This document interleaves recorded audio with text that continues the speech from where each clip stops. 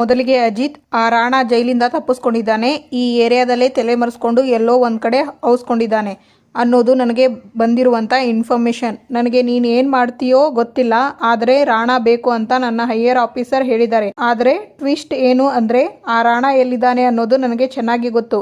ಈಗಲೇ ಅವನಿರೋ ಜಾಗಕ್ಕೆ ಹೋಗಿ ನನ್ನ ರಿವಾಲ್ವರಲ್ಲಿರೋ ಕಂಪ್ಲೀಟ್ ಬುಲೆಟ್ನ ಅವನ ಎದೆಗೆ ಇಳಿಸ್ತೀನಿ. ಅವನ ಹೆಣಕ್ಕೆ ಹಗ್ಗ ಕಟ್ಟಿ ಇಡೀ ಮಂಡ್ಯ ರೋಡ್ಗಳಲ್ಲಿ ಮೆರವಣಿಗೆ ಮಾಡಿಸ್ತೀನಿ. ಆಗ ಅಶ್ವಿನಿ, ಅಜಿತ್ ಪ್ಲೀಸ್ ನಿನ್ನ ದಮ್ಮಯ್ಯ ಅಂತೀನಿ. ನಮ್ಮಪ್ಪನಿಗೆ ಏನೂ ಮಾಡಬೇಡ ಪ್ಲೀಸ್ ಅಜಿತ್. ನೋಡಿದ್ರಾ ಮಾವ, ಎನ್ಕೌಂಟರ್ ಅಂತಿದ್ದ ಹಾಗೆ ಒಳಗಡೆ ಇದ್ದಿದ್ದ ಮಗಳು ಹೇಗೆ ಆಚೆ ಬಂದ್ಲು ಅಂತ. ಈಗ ನಿಜ ಬಗಳು. ಮನಸ್ವಿನಿ ಅನ್ನೋ ಹೆಸರಲ್ಲಿ ನಮ್ಮನೆಗೆ ಯಾಕೆ ಕಾಲು ಇಟ್ಟೆ? ನಿನ್ನನ್ನು ಮನಸ್ವಿನಿಯಾಗಿ ಆ್ಯಕ್ಟ್ ಮಾಡೋಕೆ ಯಾರು ಕಳಿಸಿದ್ರು? ನಿನ್ನ ಉದ್ದೇಶ ಏನಾಗಿತ್ತು? ನಮ್ಮ ಮನಸ್ವಿನಿ ಬಗ್ಗೆ ನಿನಗೆ ಏನಾದರೂ ನಿಜ ಗೊತ್ತಾ? ಅಥವಾ ಮನಸ್ವಿನಿನ ಕೊಂದು ನಮ್ಮ ಮನೆಗೆ ಕಾಲಿಟ್ಟ? ನಿಜ ಬಗಳು ಅಂದೆ, ಹೇಳು, ಬಾಯ್ಬಿಡು ಅಂದೆ. ಆಗ ಶ್ರವಣ್ ಎದೆ ಹಿಡ್ಕೊಂಡು ಕುಸ್ತು ಬೀಳ್ತಾರೆ. ಮಾವ, ಅಪೇಕ್ಷಾ ಬೇಗ ಡಾಕ್ಟರ್ನ ಕರಿ. ಆಗ ದೇವಯಾನಿ ಅಶ್ವಿನಿನ ಅಲ್ಲಿಂದ ಕಳಿಸ್ತಾರೆ. ಆಗ ಸತ್ಯಣ್ಣ ಅಶ್ವಿನಿ ಓಡಿ ಹೋಗ್ತಿದ್ದಾಳೆ ಅಂತ ಅಜಿತ್ಗೆ ಹೇಳ್ತಾರೆ. ಆಗ ಅಜಿತ್ ಅವಳ ಹಿಂದೆ ಓಡಿ ಹೋಗ್ತಿರ್ತಾರೆ. ಆಗ ನಚ್ಚಿ, ಪಲ್ಲವಿ ಅಕ್ಕ ವೀಲ್ ಚೇರ್ ತಗೊಂಡು ಬನ್ನಿ ಬ್ರೋ, ಮಾವನ ಕಾಲು ಸ್ವೀಕ್ ಆಗಿದೆ, ಬೇಗ ಬಾ. ಆಗ ಭದ್ರಾ, ಹಲೋ, ಹಾಯ್ ಮೇಡಮ್. ಆಗ ದೇವಯಾನಿ, ಭದ್ರಾ ನಿನಗೆ ನನ್ನ ಮೇಲೆ ನಂಬಿಕೆ ಇದೆ ಅಲ್ವಾ? ಯಾವ ಸಮಯದಲ್ಲಾದರೂ ನಾನು ನಿನ್ನ ಸೇವ್ ಮಾಡ್ತೀನಿ ಅಂತ ನಂಬ್ತೀಯ ತಾನೇ ನನ್ನ? ಮೇಡಮ್, ನನಗಿಂತಾನು ನಿಮ್ಮನ್ನೇ ನಾನು ಜಾಸ್ತಿ ನಂಬೋದು ಮೇಡಮ್. ಇನ್ನೆಲ್ಲಿ ಆದ್ರೂ ಗ್ಯಾಸ್ ಸಿಲಿಂಡರ್ ಕಳ್ತನ ಮಾಡಬೇಕಾ ಮೇಡಮ್? ಯಾಕಂದರೆ ಇವಾಗ ಫುಲ್ ಡಿಮ್ಯಾಂಡ್ ಇದೆ ಮೇಡಮ್, ಒಳ್ಳೆ ಕಾಸು ಮಾಡಿಬಿಡಬಹುದು ಮೇಡಮ್ ಇಬ್ರು. ಭದ್ರಾ, ನಾನು ಸೀರಿಯಸ್ ಆಗಿ ಮಾತಾಡ್ತಾ ಇದ್ದೀನಿ. ಸಾರಿ ಮೇಡಮ್, ಹೇಳಿ ಮೇಡಮ್. ಹೇಳೋದನ್ನು ಸರಿಯಾಗಿ ಕೇಳಿಸ್ಕೊ. ಅಶ್ವಿನಿನ ಇಮಿಡಿಯೇಟ್ ಆಗಿ ಮುಗಿಸ್ಬಿಡಬೇಕು ಮೇಡಮ್. ಆ ಅಶ್ವಿನಿ ಬಗ್ಗೆ ಚೆನ್ನಾಗಿ ಗೊತ್ತಿದೆ ಅಲ್ವಾ ಮೇಡಮ್ ನಿಮಗೆ? ಮೇಡಮ್, ಡಾನ್ ರಾಣಾ ಮಗಳು ಅವಳು. ಅವಳ ತಂಟೆಗೆ ಹೋದರೆ ಶಂಕನ ಊದಿಸ್ಬಿಡ್ತಾನೆ ಅಷ್ಟೇ ರಾಣಾ. ಈಗ ಬೇರೆ ಆಪ್ಷನ್ ಇಲ್ಲ ಭದ್ರಾ. ಅಶ್ವಿನಿ ರಾಣಾ ಮಗಳು ಅನ್ನೋ ವಿಷಯ ಮನೆಯಲ್ಲಿ ಎಲ್ಲರಿಗೂ ಗೊತ್ತಾಗಿ ಹೋಯಿತು. ಅವಳು ತಪ್ಪಿಸ್ಕೊಂಡು ಹೋಗಿದ್ದಾಳೆ. ಪೊಲೀಸ್ನವರು ಬೆನ್ನಟ್ಟಿದ್ದಾರೆ. ನೋಡು, ನೀನೇನು ಮಾಡ್ತೀಯೋ ಗೊತ್ತಿಲ್ಲ. ಅವಳನ್ನು ಮನೆಗೆ ಕರೆಸಿದ್ದು ನಾನು ಅಂತ ಎಲ್ಲರಿಗೂ ಗೊತ್ತಾಗೋಕ್ಕೂ ಮುಂಚೆ ಅವಳನ್ನು ಎತ್ಬಿಡು. ಏ ಭದ್ರಾ, ನಾನು ಹೇಳ್ತಾ ಇರೋದು ಕೇಳಿಸ್ತಾ ಇದೆ ತಾನೇ? ಬೇರೆ ದಾರಿ ಇಲ್ಲ ಭದ್ರಾ. ಮೂಗ್ವರೆಗೂ ಮುಳುಗ್ಬಿಟ್ಟಿದ್ದೀನಿ. ಈಗ ನಾವು ತಪ್ಪಿಸ್ಕೋಬೇಕು ಅಂದರೆ ಅವಳ ಕುತ್ತಿಗೆ ಮೇಲೆ ಕಾಲಿಟ್ಟೆ ಜಂಪ್ ಮಾಡಬೇಕು ಈಗ ನಾನು. Okay madam. ಎಲ್ಲಿದ್ದಾಳೆ ಅವಳು? ಯಾವ ಏರಿಯಾದಲ್ಲಿ? ಅವಳು ಇಲ್ಲಿಂದ ತಪ್ಪಿಸ್ಕೊಂಡು ಆಸ್ಪತ್ರೆಯಿಂದ ಬಲಗಡೆ ಹೋಗಿದ್ದಾಳೆ. ಹತ್ತಿರದಲ್ಲಿ ಮಾರ್ಕೆಟ್ ಇದೆಯಲ್ಲ, ಅಲ್ಲೇ ಎಲ್ಲೋ ಇರ್ತಾಳೆ. ನೋಡು, ಪೊಲೀಸವರು ಹಿಂದೆ ಬಿದ್ದಿರೋದ್ರಿಂದ ಅವಳನ್ನು ಕತ್ತರಿಸೋಕೆ ಆಗಲ್ಲ. ಆಕ್ಸಿಡೆಂಟ್ ಮಾಡಿಸ್ಬಿಡು. ಸರಿ ಮೇಡಮ್, ಅವಳನ್ನು ನಾನು ನೋಡ್ಕೋತೀನಿ. ಅವಳ ಸಾವಿನ ಸುದ್ದಿ ಬಂತು ಅಂತಾನೆ ಅಂದ್ಕೊಳ್ಳಿ. ಆಗ ಅಂಜು, ಮಾಮ್, ಏನು ಮಾಮ್ ಇದು? ರಿಲ್ಯಾಕ್ಸ್. ಅಲ್ಲ ಮಾಮ್, ರಿಲ್ಯಾಕ್ಸ್. ಅವರಿಗೆಲ್ಲ ಡೌಟ್ ಬರುತ್ತೆ. ನೀನು ಹೋಗಿ ಅಲ್ಲಿ ಇರು, ನಾನು ಬರ್ತೀನಿ. ಆಗ ಅಜಿತ್, ನಚ್ಚಿ, ಮಾವ ಹೇಗಿದ್ದಾರೋ? ಆಗ ರಾಮ್, ನಚ್ಚಿ ಹೇಗಿದೆ ಶ್ರವಣ್ ಕಂಡೀಷನ್? ಆಗ ನಚಿಕೇತ್, ನೋಡಿ, ಯಾರು ಟೆನ್ಷನ್ ತಗೋಬೇಡಿ, ಮಾವಂಗೆ ಏನೂ ಆಗಿಲ್ಲ, is absolutely fine. Oh thank god. ಒಂದು ಕ್ಷಣ ಪ್ರಾಣ ಹೋದಂತೆ ಆಗಿತ್ತು ನನಗೆ. ನಚ್ಚಿ, ನಿಜಕ್ಕೂ ಮಾವನಿಗೆ ಏನೂ ತೊಂದರೆ ಇಲ್ಲ ಅಲ್ವಾ? ನನ್ನನ್ನು ನಂಬು, ಮಾವ ಈಸ್ ಅಬ್ಸುಲ್ಯೂಟ್ಲಿ ಫೈನ್. ನೀನು ಮಾವನ್ನ ನೋಡ್ಕೋ, ನಾನು ಇಮಿಡಿಯೇಟ್ ಆಗಿ ಅಶ್ವಿನಿನ ಹುಡ್ಕೋದಕ್ಕೆ ಹೋಗ್ತೀನಿ. ಕೇರ್ಫುಲ್ ಅಪ್ಪ. ಅಜಿತ್ಗೆ ಕಾಲ್ ಬರುತ್ತೆ. ಹಲೋ ಸಾಗರ್, ಆ 420 ಸಿಗಾಕೊಂಡ್ಲಾ? ಇಮಿಡಿಯೇಟ್ ಆಗಿ ಸ್ಟೇಷನ್ಗೆ ಕರ್ಕೊಂಡು ಬನ್ನಿ, ಈಗಲೇ ಇನ್ವೆಸ್ಟಿಗೇಷನ್ ಶುರು ಮಾಡೋಣ. ಆಗ ಸಾಗರ್, ಸರ್, ಒಂದು ಪ್ರಾಬ್ಲಮ್ ಆಗಿದೆ ಸರ್. ನಾವು ಅವಳನ್ನು ಚೇಸ್ ಮಾಡಿಕೊಂಡು ಹೋಗಿ ಇನ್ನೇನು ಹಿಡಿಬೇಕು ಅನ್ನೋಷ್ಟರಲ್ಲಿ ಒಂದು ವೆಹಿಕಲ್ ಬಂದು ಗುದ್ದಿಬಿಡ್ತು ಸರ್. ಹುಡುಗಿ ಸ್ಪಾಟಲ್ಲೇ ಹೋಗ್ಬಿಟ್ಲು ಸರ್. ನಾನು ಈಗಲೇ ಬರ್ತೀನಿ. ಓಕೆ. ಆಗ ಸತ್ಯಣ್ಣ, ಏನಾಯ್ತೋ? ಇದನ್ನು ಗುಡ್ ನ್ಯೂಸ್ ಅಂತ ಹೇಳಬೇಕಾ ಬ್ಯಾಡ್ ನ್ಯೂಸ್ ಅಂತ ಹೇಳಬೇಕಾ ಗೊತ್ತಾಗ್ತಿಲ್ಲ. ಅಶ್ವಿನಿನ ಚೇಸ್ ಮಾಡಬೇಕಾದ್ರೆ ಯಾವುದೋ ಒಂದು ಲಾರಿ ಬಂದು ಗುದ್ದಿ ಬಿಟ್ಟಿದೆ. Ashwini spot death. ಆಗ ಶ್ರವಣ್, ಅಜಿತಾ, ಈಗ ನೀನು ಏನು ಹೇಳಿದೆ? ಅವಳು ಆಕ್ಸಿಡೆಂಟಲ್ಲಿ ಸತ್ತು ಹೋದ್ಲಾ? ಅಜಿತಾ, ಏನು ಹೇಳ್ತಾ ಇದೆಯೋ ನೀನು? ಮಾವ, ನೀವ್ಯಾಕೆ ಹೇಳ್ತಾ ಇದ್ದೀರಾ? ಅದು ಬಿಡು, ಮೊದಲು ಅವಳು ಏನು ಸತ್ತು ಹೋದ್ಲು ಅಂತ ಹೇಳ್ತಾ ಇದ್ದೀಯಾ? ಆಗ ಅಪೇಕ್ಷಾ, ಏನೋ ಅವಳು ಮಾಡಿದ ಪಾಪಕ್ಕೆ ಆ ದೇವರು ಶಿಕ್ಷೆ ಕೊಟ್ಟ, ಅದಕ್ಕೆ ನೀವ್ಯಾಕೆ ಅಳ್ತಿದ್ದೀರಾ ಮಾವ? ಅವಳೊಂದು ಮುಗಿದು ಹೋಗಿರೋ ಚಾಪ್ಟರ್ ಅಂತ ಅವಳನ್ನು ಮರ್ತ್ಬಿಡಿ. ಒಂದಿಷ್ಟು ದಿನ ಸುಳ್ಳು ಹೇಳ್ಕೊಂಡಾದ್ರೂ ನನ್ನ ಮಗಳು ಅಂತ ಬದುಕಿದ್ಲಲ್ಲಮ್ಮ. ಆಗ ರಾಮ್, ಶ್ರವಣ್ ನಮಗೆ ಅನ್ಯಾಯ ಮಾಡೋದಕ್ಕೆ ಅಂತ ಬಂದ್ಲು, ಅನ್ಯಾಯವಾಗಿ ಅವಳೇ ಹೋಗ್ಬಿಟ್ಲು, ಕರ್ಮ ರಿಟರ್ನ್ಸ್ ಅಷ್ಟೇ. ಆಗ ದೇವಯಾನಿ, ಹೌದು ಬಾವ, ಯೋಗ್ಯತೆ ಇಲ್ಲದೆ ಇರೋರಿಗೆ ನೀವ್ಯಾಕೆ ಕಣ್ಣೀರು ವೇಸ್ಟ್ ಮಾಡ್ತೀರಾ? ಆಗ ಅಂಜು ಆ್ಯಂಡ್ ದೊಡ್ಡಪ್ಪ, ಗುಡ್ ರಿಟರ್ನ್ಸ್ ಅಂತ ಅಂದ್ಕೊಂಡ್ಬಿಡಿ. ಆಗ ಶಾರದಾ ಹೋಗಿ ಶ್ರವಣ್ನ ಹಿಡ್ಕೊಂಡು ಅವರ ಕಣ್ಣೀರನ್ನು ಒರೆಸ್ತಾರೆ. ಶಾರದಾ ಅಂತ ಶ್ರವಣ್ ಅವರು ಮುಟ್ಲಿಕ್ಕೆ ಹೋದಾಗ ಮತ್ತೆ ಭೂಮಿ ಹಿಂದೆ ಹೆದರ್ಕೊಂಡು ಹೋಗಿ ನಿಂತ್ಕೋತಾರೆ. ಹೊರಗಡೆ ಬರ್ತೀನಿ, ಆದರೆ ನನ್ನ ನಿಜವಾದ ಮಗಳು ಮನಸ್ವಿನಿ ಎಲ್ಲೇ ಇದ್ದರೂ ನಾನು ಹುಡುಕ್ತೀನಿ ಬಾವ.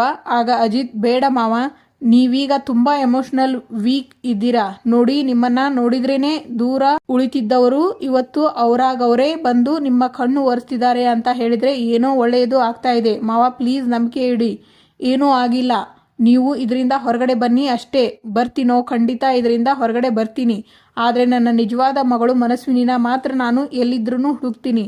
ಆಗ ಅಜಿತ್, ಮಗಳು ಅನ್ನೋ ಟಾಪಿಕ್ ಬಂದಾಗೆಲ್ಲ ನೀವು ತೀರಾ ಎಮೋಷ್ನಲ್ ಆಗ್ತಾ ಇದ್ದೀರಾ ನೋಡಿ. ಈಗಲೂ ಕೂಡ ನಾನು ನಿಮಗೆ ಮುಂಚೆನೇ ಹೇಳಿದ ಹಾಗೆ ಮನಸ್ವಿನಿ ಎಲ್ಲೇ ಇದ್ದರೂ ಅವಳನ್ನು ಹುಡುಕಿ ನಿಮ್ಮ ಕಣ್ಮುಂದೆ ನಿಲ್ಲಿಸೋ ಜವಾಬ್ದಾರಿ ನಂದು.